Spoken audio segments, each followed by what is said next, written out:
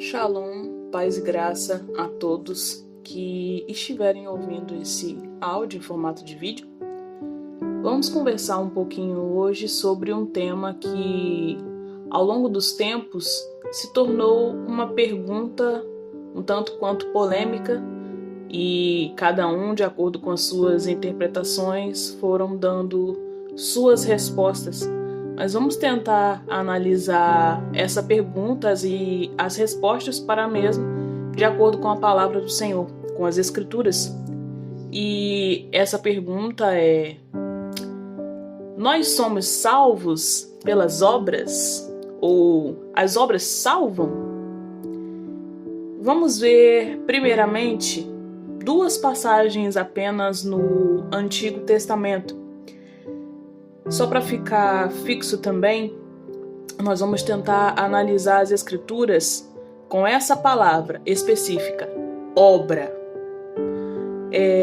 analisando o original. E aí vamos estar utilizando as referências de acordo com o dicionário Strong, tanto no Antigo Testamento, que faz referência ao hebraico, tanto no Novo Testamento, fazendo referência ao grego.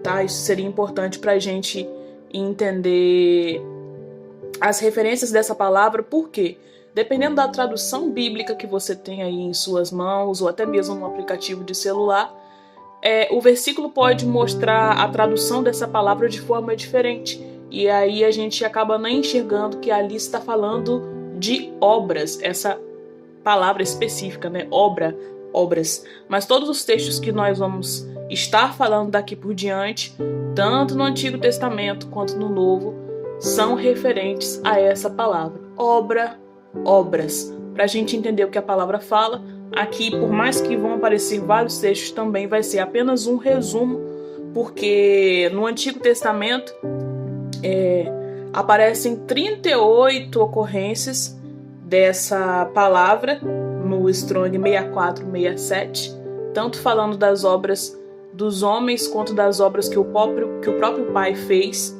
E no Novo Testamento também são quase 200 ocorrências, com o Strong de número 2041, que também é referente a essa palavra obras. Então, só para ficar esclarecido, caso algum dos textos lidos não venha a ser exposto na sua tradução bíblica que está em sua mão com a palavra obras, significa ainda obras no sentido também de trabalho, de algo feito, de ação e de conduta. Mas vamos para as duas passagens que a gente vai estar mencionando aqui no Antigo Testamento, para a gente começar. Vamos ler agora o livro de Jó, capítulo 34, versículo 11, que diz: Ora, Deus retribui ao homem de acordo com o que este faz, e lhe dá o que a sua conduta merece. A tradução que eu estou lendo aqui no momento é a King James, mas como eu disse anteriormente, independente da sua tradução, aqui significa obra, tendo, os seus respaldos de conduta, ação ou trabalho. Então isso é o que o texto atual nos diz, que cada um vai receber de acordo com a sua obra, com a sua conduta e com o seu trabalho. E também queria ler com os irmãos, ainda aqui no Antigo Testamento, o livro de Provérbios, capítulo 24, versículo 12, que nos diz: Portanto, ainda que alegares, eis que não sabíamos o que ocorria, aquele que investiga todos os corações, não perceberia a verdade? Não saberia aquele que preserva a sua vida? Não retribuirá ele a cada um segundo a sua atitude, segundo a sua obra, segundo o seu trabalho, segundo a sua conduta, pegando todos os significados possíveis para essa palavra obra. Há, como eu disse anteriormente, ainda outras citações para essa palavra no Antigo Testamento, mas vamos deixar esses dois aqui para ficar fixo. E aqui já está claro que sim, todo ser humano será julgado e sentenciado de acordo com a sua conduta, de acordo com a sua obra. Mas, retornando à pergunta original, as obras salvam? Foi dito que após a morte de Yahushua, Jesus, veio o tempo da graça, é isso que é dito, né? E que agora nós não precisamos mais das obras da lei para ser salvos, que a graça nos é suficiente. Então vamos agora passar para o Novo Testamento e ver algumas, né, das passagens que tem lá, nos esclarecendo sobre isso, que foi a obra de salvação. Estamos ou não isentos de praticar as boas obras para retornar para casa e subir aos céus. Um dos textos mais famosos do Novo Testamento, que são usados para refutar a palavra de que as obras sim interferem na nossa salvação, é o texto de Efésios, capítulo 2, versículos de 8 a 9, que diz: Porquanto, pela graça sois salvos, por meio da fé, e isso não vem de vós, é dom de Deus. Não vem por intermédio das obras, a fim de que ninguém venha a se gloriar por esse motivo. Então, as obras não nos salvam. As obras da lei não puderam nos salvar, como se a lei fosse algo personificado. Então, as obras da lei, elas não conseguiram nos justificar. Elas não puderam nos justificar. Vamos ver que Romanos, capítulo 3, a partir do versículo 20, a palavra nos diz assim: Portanto, ninguém será declarado justo diante dele confiando na obediência à lei. Pois é precisamente por meio da lei que chegamos à irrefutável conclusão de que somos todos pecadores. Esse é o versículo 20. Então, esse foi o trabalho da lei. Nos dizer que nós somos pecadores, nos fazer enxergar que estávamos errados e já nos dá um padrão que, na verdade, nós vamos ver mais à frente, que já estava pré-estabelecido, pré-ordenado de uma conduta da qual nós deveríamos seguir. Versículos 21 e 22 ainda do capítulo 3 de Romanos. Entretanto, nesses últimos tempos se manifestou uma justiça proveniente de Deus, independente da lei, mas da qual testemunham a lei e os profetas, isto é, a justiça de Deus, por intermédio da fé em Jesus Cristo, para todas as pessoas que creem, porquanto não há distinção. Através da obra do próprio Messias, nós somos justificados, não mediante as obras da lei, que não podiam nos salvar, nem a nossa obediência a ela, mas sim por meio do sacrifício dele. Mas isso nos isenta de boas obras ou, na verdade, nos justifica, nos paga o preço definitivo para que possamos exercer uma conduta de prática de boas obras já pré-determinada. De Hebreus capítulo 11, versículos de 39 a 40, que diz: Ora, todos esses, apesar de haverem sido provados por Deus por meio da fé, não presenciaram a concretização do que ele havia prometido, tendo em vista que Deus havia providenciado algo ainda mais excelente para nós, a fim de que, juntamente conosco, pudessem ser eles também aperfeiçoados. É interessante que os irmãos possam ler o capítulo inteiro, o capítulo 11 inteiro do livro de Hebreus, mas vem falando aqui de todos aqueles que são chamados de heróis da fé, o que passaram, que foram apedrejados, que esperaram, né? E todos eles exercendo isso, toda a prática de espera, de esperança no Senhor, por meio da fé. E aí é citado Moisés, entre outros. Versículo 39, aí de Hebreus capítulo 11, a palavra fala que todos esses que foram mencionados como exemplos, nenhum deles presenciaram a concretização do que o Pai havia prometido. Considerando que cada um passou por uma experiência diferente, uma provação diferente, e tinha até mesmo uma promessa individual, mas nenhum deles concretizou o que o pai havia prometido, conseguiu presenciar isso em vida. A gente pode ver que, na verdade, essa era uma promessa única e exclusiva para todos. E aí a gente também vê que o Messias, que era realmente a salvação pré-ordenada desde a eternidade para todos, para todo Israel, para todos aqueles que deles fossem crer, já estava prometida desde antes. E por isso todos esses que foram mencionados aqui no capítulo 11 de Hebreus, eles não puderam presenciar a concretização da promessa, não em vida. E o versículo 40 ainda fala para que eles pudessem desfrutar disso e serem aperfeiçoados juntamente conosco. E ali o apóstolo estava falando daqueles que viviam naquele tempo dele. Então, que promessa era essa? Era a promessa do Messias. E por que o Messias? Porque ele ia vir justificar a todos.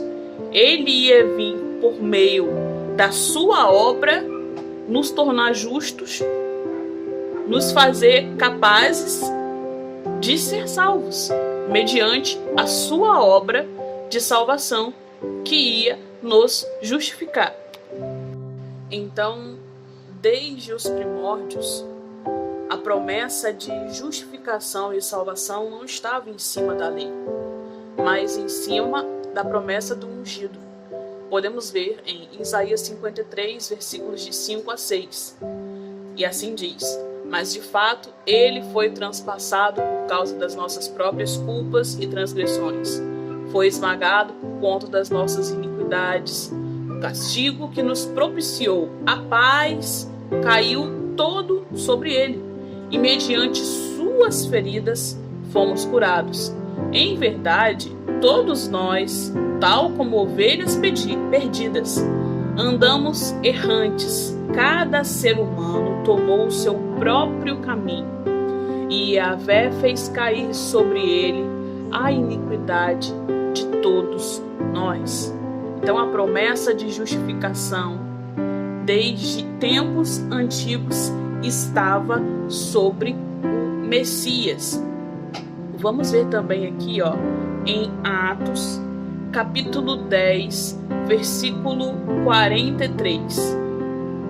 Todos os profetas testemunham sobre ele, afirmando que qualquer pessoa que nele crê recebe o perdão de todos os pecados, mediante o seu nome.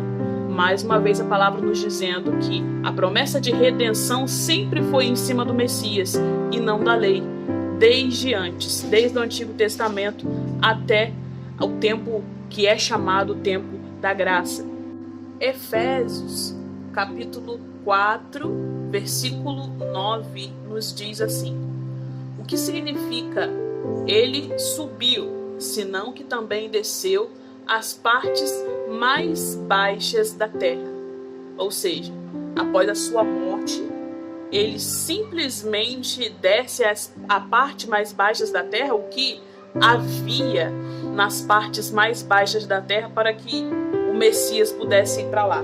Então vamos ver aqui, 1 Pedro, capítulo 3, versículos de 18 a 20.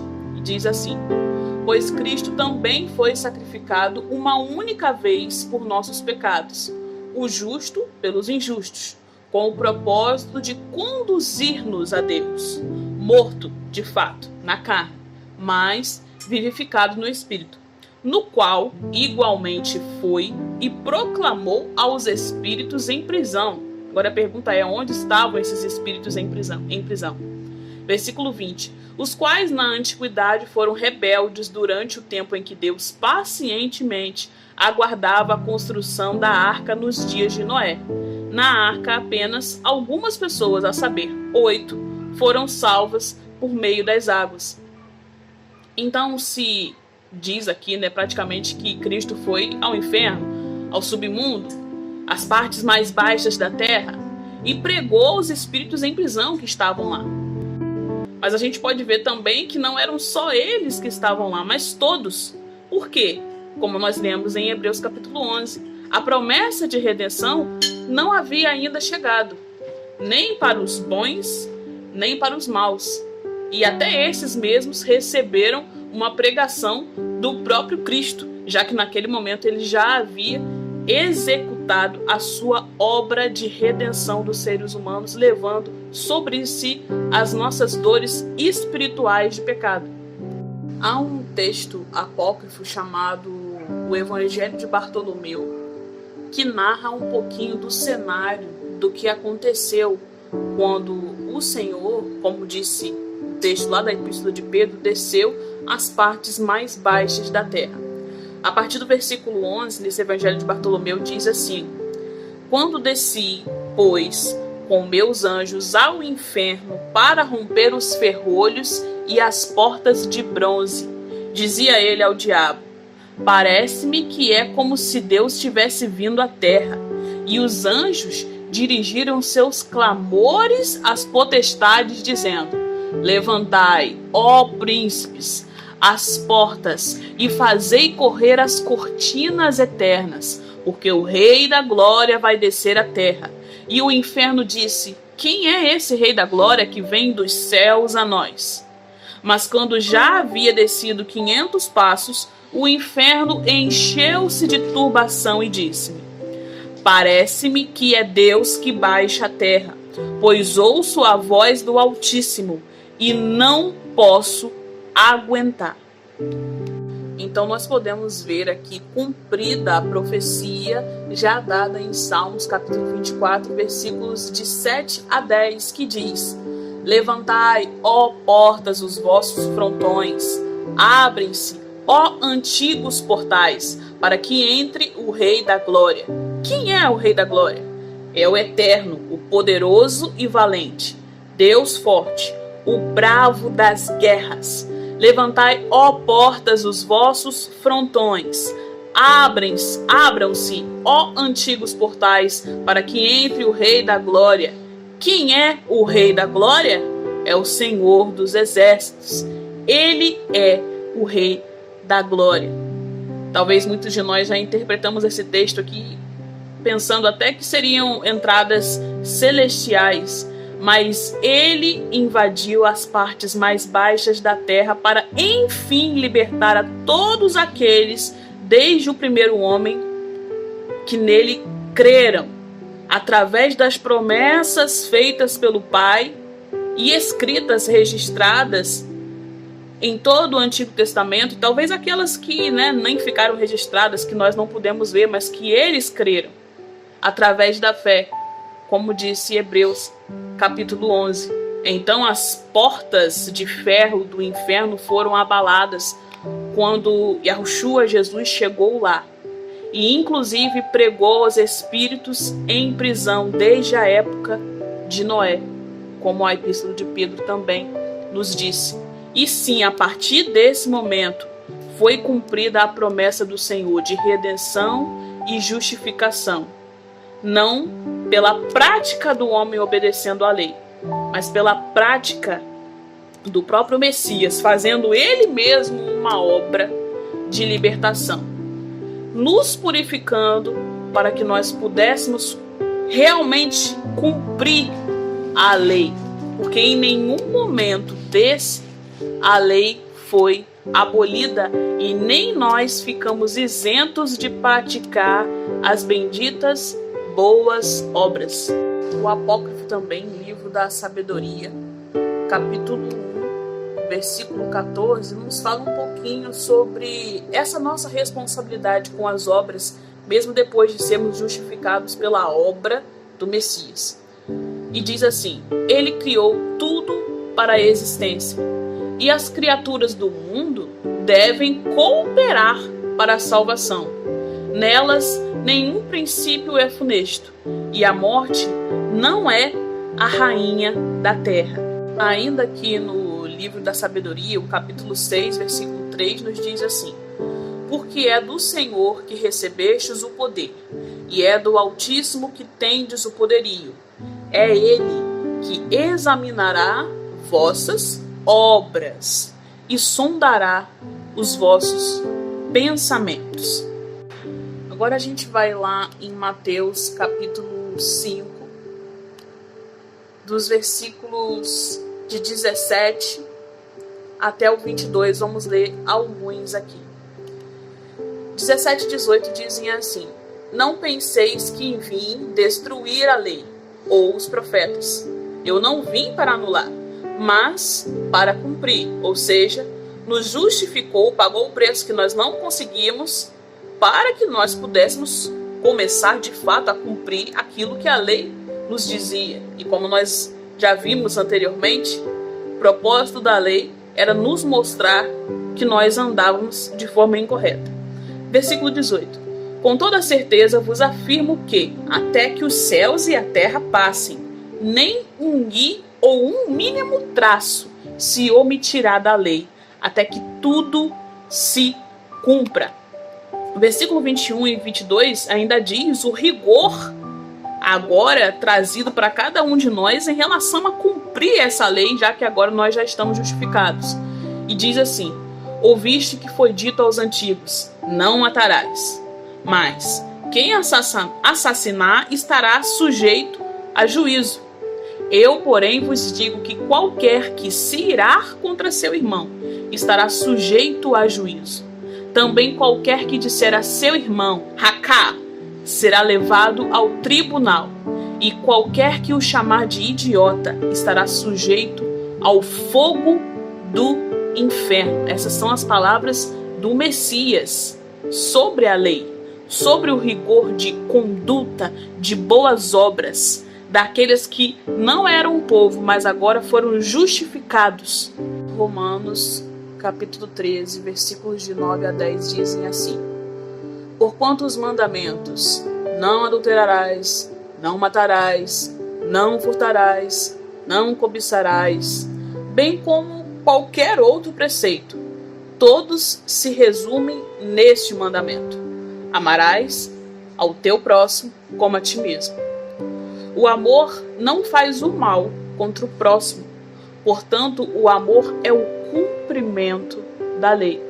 E mais uma vez esse texto nos vem dizer que o Messias não veio abolir a todos aquele não isso, não aquilo outro, ou faça isso, aquilo e aquilo outro, mas fazer cumprir, porque Ele nos amou primeiro, para que nós pudéssemos amar ao Senhor acima de todas as coisas, ao próximo como a nós mesmos, cumprindo assim toda a lei com todo o rigor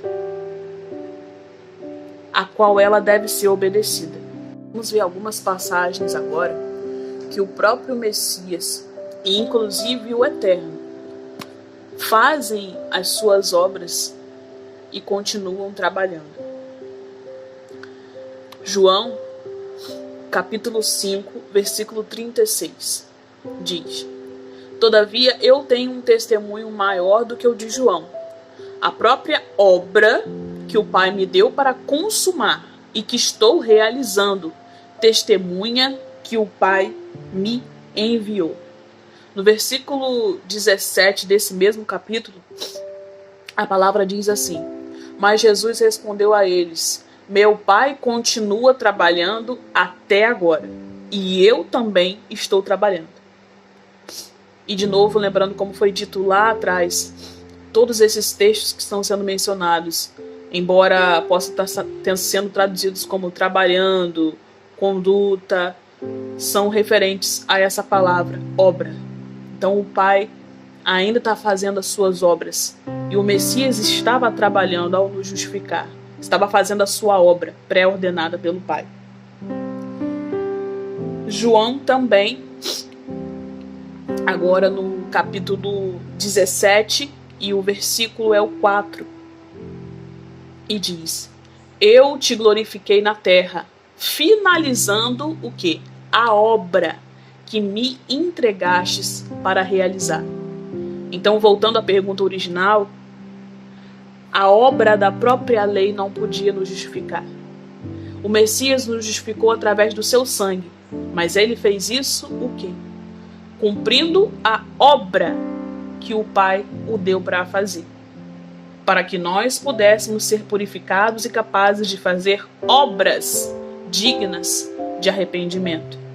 E se até Ele e o Pai continuam trabalhando, por que nós, apenas seres humanos fracos e imundos, estaríamos isentos de não trabalhar para o Senhor, de não praticar boas obras, sejam elas significando conduta ou mesmo o significado de trabalho mesmo, serviço ao Eterno em prol dos outros, cumprindo justamente o amor ao próximo, que é aquilo que nos vai fazer cumprir cada vírgula da lei. Vamos agora voltar um pouco no texto de Efésios capítulo 2, dos versículos de 8 a 10. Porquanto, pela graça, sois salvos, por meio da fé. E só parando um pouquinho aqui, já tem duas obras aqui. Primeiro, a graça foi por obra do Messias. E segundo, por meio da fé, é uma obra. Tanto é que a palavra também diz que Abraão creu e isso lhe foi imputado por justiça. Nós vamos ver mais na frente também que Tiago também diz que a fé é uma obra. Então vamos continuar o versículo. E isso não vem de vós, é dom de Deus. Não vem por intermédio das obras, a fim de que ninguém venha a se orgulhar por esse motivo. Parando um pouquinho aqui também para refletir. Estaríamos fazendo uma obra da carne, porque estaríamos nos gloriando, cheios de orgulho, sendo que, como nós não fomos puros como o Messias, nós jamais conseguiríamos completar toda a lei a ponto de sermos justificados por ela. Por isso não é por intermédio das obras. Continuando o versículo 10 agora. Pois somos criação de Deus, realizada em Cristo Jesus, para o que? Vivermos em boas obras. É por isso que é importante e relevante que a gente venha pedir a graça do Eterno para que a gente venha entender a palavra. É bom também, se for possível, pesquisar lá no original das palavras, porque infelizmente as Bíblias elas foram cortadas, traduzidas da forma que bem entenderam, com mais intenções, ou até alguns nem tanto, mas traduziram da forma que quiseram. E fica, às vezes, difícil da gente compreender o significado e a real palavra.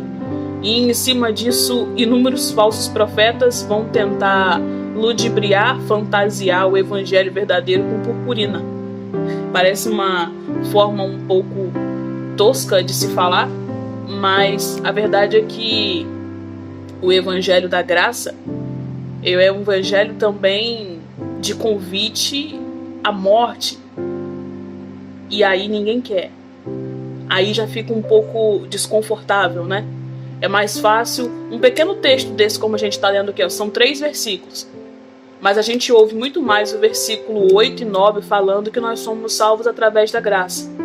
E o versículo posterior, versículo 10, fala, vamos repetir o versículo 10. Pois somos criação de Deus realizada em Cristo Jesus, para o que? Vivermos em boas obras. Então o próprio texto aqui já se explica. Fora que a palavra toda ela se explica. Às vezes a gente também cai naquela mentira até de que, poxa, mas a palavra ela está se contradizendo. Não, ela não se contradiz, porque a palavra é perfeita e o Criador não se contradiz. Mas, por vezes, nós somos enganados por pessoas. Por vezes nós ainda, na nossa fragilidade mental e espiritual, não conseguimos compreender. E, infelizmente, também tem até essa questão de tradução bíblica. Coisas foram cortadas. Alguns usam versículos isolados para fazer o evangelho ficar um pouco mais confortável e não confrontador. Se os versículos 8 e 9 falam que a salvação não veio por meio das obras, o versículo 10 fala que toda essa salvação foi feita para que nós pudéssemos viver em boas obras. E ainda diz, as quais Deus preparou no passado para que nós as praticássemos hoje. Esse passado aí significa de antemão, algo pré-ordenado antes, até mesmo na eternidade. Inclusive, vou colocar um pouquinho também na tela para vocês aí o Strong, o significado original do grego aí nessa palavra é o 4282. Fala também sobre predestinação e só é usado 2 vezes no Novo Testamento. Nesse versículo de Efésios 2, versículo 10 e em Romanos capítulo 9, versículo 23 também vai estar aí na tela para vocês. Então, já que é um outro assunto também, mas que pode ficar para uma outra hora, mas pelo menos diante desse texto, nós fomos então predestinados a essas boas obras, mesmo antes de nascer. Então, para quem também fala, nossa, eu sou predestinado, tô salvo, a graça me salva e isso acabou. Bom, se nós vivermos realmente nesse evangelho, infelizmente até fajuto, é possível que nós possamos perder a nossa salvação.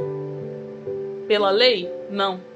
Mas por deixar de cumprir as boas obras desde a eternidade preparadas para aqueles que foram justificados através do sacrifício do Messias. Então isso é muito sério. O texto de Filipenses capítulo 1, versículo 6, que também é um versículo bem famoso, diz assim: e estou plenamente convicto de que aquele que iniciou boa obra em vós há de concluí-la até o dia de Cristo Jesus.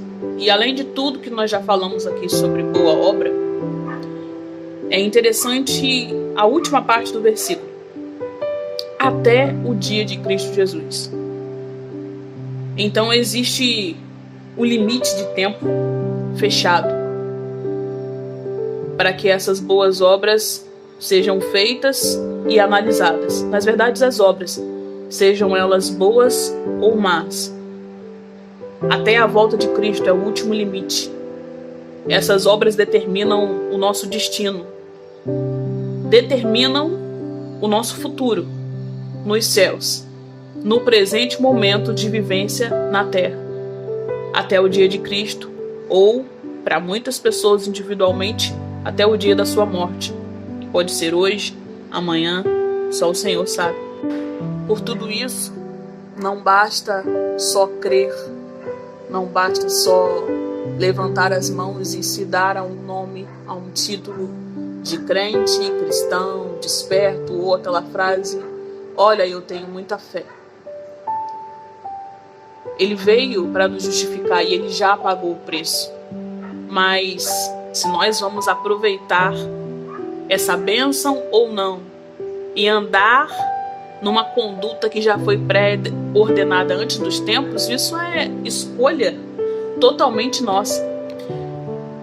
Tito, capítulo 1, versículo 16, diz assim: eles afirmam que conhecem a Deus, mas por meio de suas atitudes o negam, e por isso são abomináveis, insubordinados e desqualificados para qualquer boa obra. Não basta dizer que conhecemos a Deus, não basta dizer que servimos a Ele. Precisamos ser puros para praticar boas obras. Então, vamos entender o que fato foi a obra da redenção e da purificação através do sangue dele? Não foi para carimbar em nossa testa algo, um selo dourado, alguma coisa mística que a gente venha tentar imaginar e dizer: pronto, eu estou salvo, separado. Não, é para pagar o preço, ponto. 2, para que você estivesse purificado. Para quê? Somente para te lavar e você ficar descansado? Se ele e o próprio Pai ainda continuam trabalhando? Não. É para que você seja qualificado para as boas obras. Então eu vou repetir esse versículo muito sério. Eles afirmam que conhecem a Deus, mas por meio de suas atitudes o negam. E por isso são abomináveis, insubordinados e desqualificados para qualquer boa obra. Há também um um outro livro apócrifo que eu queria mencionar um trecho dele aqui. Não vou mencionar versículo porque, pelo menos na parte que eu tenho aqui, ele está escrito por inteiro. Se chama Epístola dos Apóstolos. E eu queria deixar esse trecho aqui com os irmãos que diz: Adão recebeu poder para escolher entre dois. Ele escolheu a luz e impôs suas mãos sobre ela. Porém, a escuridão ele deixou para trás. Portanto, todo homem tem poder de crer na luz que é vida, e que é o Pai que me enviou. E todo aquele que crê e faz as obras da luz viverá nelas. Vou parar só um pouquinho aqui a passagem. E todo aquele que crê e existe reticência. Faz o quê? As obras da luz. Não basta só crer. Mas vamos continuar aqui essa passagem. Porém, se há alguém que confessa que pertence à luz e faz as obras das trevas, esse não terá defesa a apresentar, nem poderá erguer seu rosto para olhar o Filho de Deus, que sou eu. Pois eu lhe direi: aquilo que buscaste é o que encontraste, e como pediste, assim recebeste. É uma sentença muito séria. Tudo envolvido com as obras. Apesar de praticamente, acho que a maioria, tanto eu como você que possa estar ouvindo aqui, já ouviu, não se preocupe, a graça é o suficiente. Você não precisa se preocupar com as obras. E é por isso, provavelmente, que a palavra também diz que naquele grande dia ele vai olhar para muitos que vão falar para ele: eu preguei em seu nome, eu curei em seu nome, eu criei no seu nome, talvez vão dizer. Mas as obras provavelmente foram das trevas. E ele vai dizer: para trás de mim que não conheço. E o texto aqui diz que essas pessoas não vão poder erguer o seu rosto diante do Filho, não vão poder olhar para ele. Vão ser rejeitados. Vão encontrar no futuro aquilo que buscaram aqui na terra. E, de fato, eu vou completar aqui com uma frase que me veio à mente uma vez quando eu acordei. A humanidade encontrará aquilo que o seu coração buscar. E quando nesse dia eu acordei com essa frase, eu fiquei pensando também naquele versículo de buscar o Senhor enquanto se pode achar, e mais ainda aquele texto que fala: buscar-me-eis e me achareis quando me buscardes de todo o vosso coração. Às vezes a gente lê esses versículos assim, sabe, rapidamente, mas qual é a profundidade do significado de buscar o Senhor com todo o coração?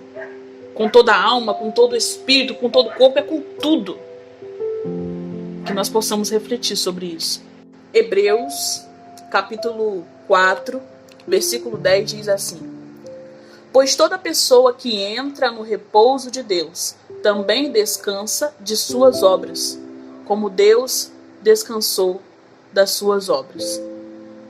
E aqui fica claro uma coisa: aqueles que se acham justos porque se consideram boas pessoas, sendo que o próprio Messias falou que não há nenhum bom senão só o Pai. Ou aqueles que se acham já justificados porque a graça os salvou, porque consideram-se justos, puros, pessoas boas, cristãos, despertos, N coisas. Aqueles que se justificarem a si mesmos poderão descansar das suas obras? Se suas obras são de trevas apenas? E outra coisa, a promessa do descanso, o 7º dia, o Pai descansou e os escolhidos vão descansar. Descansar o quê? De suas boas obras. Porque se nós não estamos fazendo boas obras, é melhor a gente aproveitar o descanso logo, porque ele está sendo somente aqui na terra. Então o seu galardão de descanso já está sendo desfrutado. E se nós formos escolher apenas fazer as obras das trevas, é melhor que aproveitemos esse descanso então. porque ele só vai durar enquanto estivermos vivos aqui, ou como já lemos anteriormente, até o dia de Cristo. Mas se formos sábios, tentaremos padecer aqui o que for necessário e praticar as boas obras estabelecidas para descansar no reino do Eterno, assim como o Pai descansou. Vamos ver agora aqui alguns versículos no livro de Tiago, capítulo 2, dos versículos 14 em diante. Versículo 14 diz assim: de que adianta, meus caros irmãos, alguém proclamar sua fé se não tem obras? Acaso essa fé pode salvá-lo? No que você crê? Numa promessa de graça que isenta você mesmo de praticar boas obras, sendo que a palavra que você diz cumprir te diz que você tem que fazer boas obras? Não será por isso que o Pai condena os hipócritas? Não seríamos nós hipócritas em crer nisso e nos isentar daquilo que nos é obrigação? Versículo 17 a 19 agora, ainda nesse capítulo. Desse modo, em relação à fé, por si só, se não for acompanhada de obras, está morta. Entretanto, alguém pode afirmar: tu tens fé, e eu tenho as obras. Mostra-me tua fé sem obras, e eu te demonstrarei minha fé mediante o quê? As obras que realizo. Crês tu na existência de um só Deus? Agora, para todos aqueles que, eu creio no Senhor, eu creio em Jesus, em Yeshua e todos os nomes que hoje as pessoas dão, cada um defendendo um nome. Então você crê nisso? Ok. Vocês fazem bem? Sim. Mas vamos ler o versículo 19 de novo. Crês tu na existência de um só Deus? Fazes bem. Agora, preste atenção no restante do versículo. Até mesmo os demônios creem e tremem. Versículos agora 21 e 22. Ora, não foi Abraão, nosso pai na fé, justificado por quê? Obras, quando ofereceu o seu próprio filho sobre o altar? Vês que dessa forma que tanto a fé como as obras estavam agindo juntas, e a fé foi aperfeiçoada pelas obras. Em outro texto vai dizer que Abraão creu e por isso foi-lhe imputado por justiça. Porque ele não creu só de boca. Ele precisou provar, através de obras, que cria na promessa do Eterno. E nós vimos que essa promessa se cumpriu aonde? Tudo está encaixado na palavra. No Messias que veio e cumpriu a promessa de redenção a todos os homens, que assim como os primeiros homens, precisavam provar através de boas obras que o seu coração buscava inteiramente ao Eterno, o amava, e assim, ora, cumpria toda a lei, porque toda a lei se resume em amar ao Pai acima de todas as coisas, e ao próximo como a si mesmos. 2 Pedro, capítulo 3, versículo 10, diz assim: entretanto, o dia do Senhor virá como ladrão, no qual os céus desaparecerão ao som de um terrível estrondo, e os elementos se desintegrarão pela ação do calor.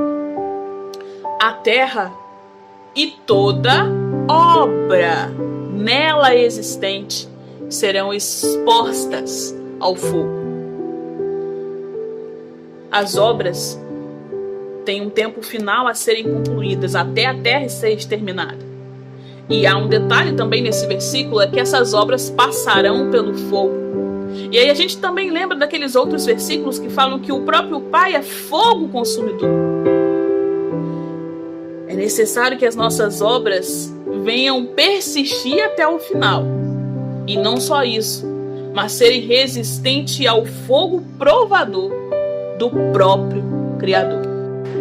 Agora, para a gente finalizar, vamos ler só mais algumas passagens no livro de Apocalipse, que só comprovam mais uma vez toda a necessidade de boas obras na vida dos seres humanos, enquanto eles têm tempo de fazer isso. Vamos começar com Apocalipse capítulo 2, versículo 2. Conheço as tuas obras, tanto o teu trabalho árduo como a tua perseverança, e que não podes tolerar pessoas más, e que pusestes à prova aqueles que a si mesmos se declaram apóstolos, mas não são, e descobristes que eram impostores. Essa frase que começa esse versículo 2 do capítulo 2, conheço as tuas obras, é repetida mais algumas vezes em Apocalipse. Apocalipse capítulo 2, versículo 19, capítulo 3, versículo 1, capítulo 3, versículo 8 e capítulo 3, versículo 15. Mas ainda agora nesse capítulo 2, o versículo 23 diz assim: matarei os seguidores dessa mulher, e todas as igrejas saberão que eu sou aquele que sonda mentes e corações. Ou seja, analisa as intenções mais profundas e ocultas de cada um. Portanto, continua o versículo, retribuirei a cada um de vós de acordo com as vossas, o quê? Obras. Isso é o próprio Eterno falando. Versículo 26 ainda desse capítulo, olha a promessa, ainda incluindo obras. Ao vencedor, aquele que permanecer aonde? Nas minhas obras, e ainda tem o detalhe, aquele que permanecer nas minhas obras até o fim, eu lhe darei autoridade sobre as nações. Capítulo 3, versículo 2. Sê alerta e fortalece o que ainda resta, e estava prestes a morrer, porque não tenho encontrado integridade em tuas obras diante do meu Deus. Agora o capítulo 14, versículo 13. Então ouvi uma voz grave do céu que ordenava: escreve, bem-aventurados os mortos, que desde agora morrem no Senhor. Sim, diz o Espírito, para que descansem de suas lutas e trabalhos. Aqui também significa obras, porquanto as suas obras os acompanham. As nossas obras vão nos acompanhar até a glória. E como assim as obras não salvam? Vou repetir esse versículo. Então ouvi uma voz grave do céu que ordenava: escreve, bem-aventurados os mortos que desde agora morrem no Senhor. Sim, diz o Espírito, para que descansem de suas lutas e trabalhos, porquanto as suas obras os acompanham. Acompanham a quem? Aqueles que estavam trabalhando e agora terão descanso no reino do Eterno. Apocalipse capítulo 20, versículos de 12 a 13. Vi também os mortos, grandes e pequenos, em pé diante do trono, e alguns livros foram abertos. Então abriu-se outro livro, o livro da vida, e os mortos foram julgados pelas observações que estavam registradas nos livros. De acordo com o que, irmãos? De acordo com as suas obras realizadas. Obras que diariamente são registradas nos livros eternos. Há um texto no apócrifo de Paulo, eu vou deixar também a imagem aqui para vocês mais esclarecidamente, dizendo que os anjos, em certo horário específico, diariamente, vão levar ao Eterno as nossas obras diárias, todos os nossos feitos, sejam ações más ou boas. E o acúmulo, provavelmente, de todos esses registros estão sendo escritos no livro da vida e vão ser lidos naquele bendito dia, como está muito claro aqui nesse texto de Apocalipse 20.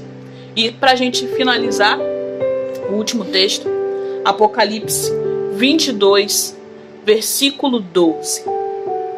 eis que venho, sem demora, e trago comigo o galardão que tenho para premiar a cada um, segundo as suas obras.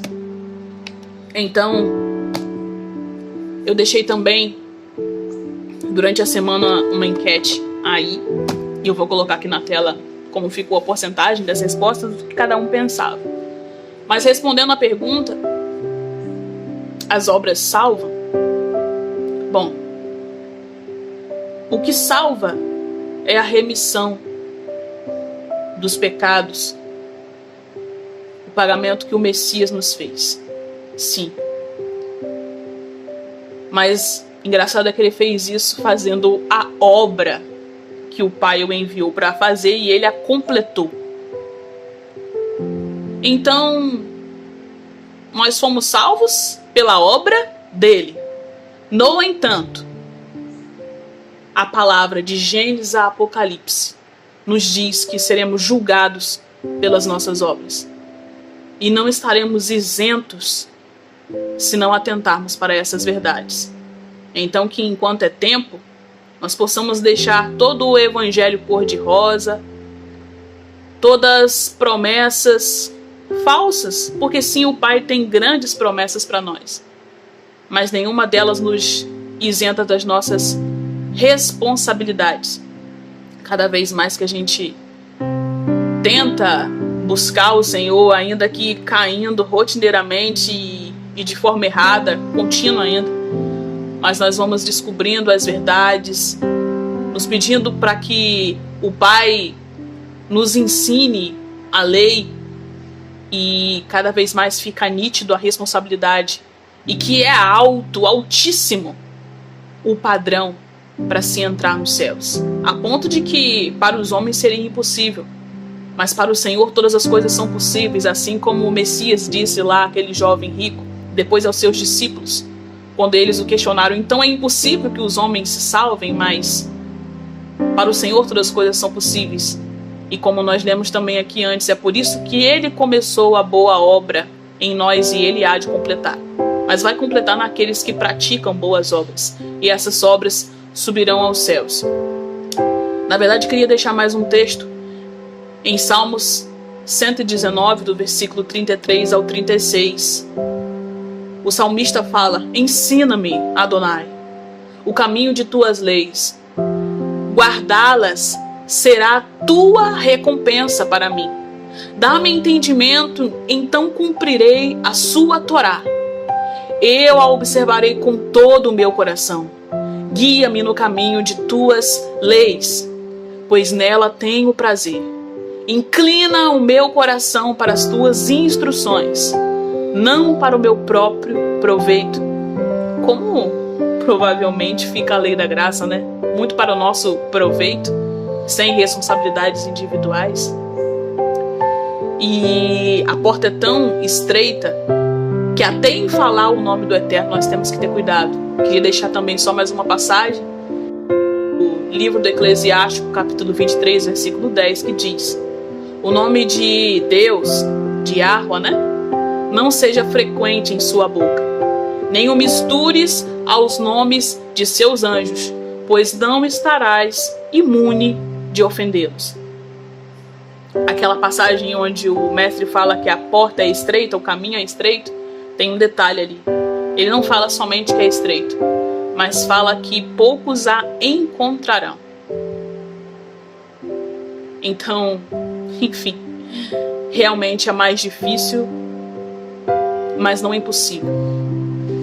Mas a busca é individual e árdua. E não é à toa que ele disse que aquele que estiver disposto de tomar a sua cruz a cada dia deve segui-lo. Do contrário, não precisamos perder nem tempo, né, meus irmãos? Então, que o Senhor possa nos abençoar e nos ajudar a cumprir toda essa promessa, todas essas obrigações, na verdade, para assim desfrutarmos das promessas e de um reino que em breve virá.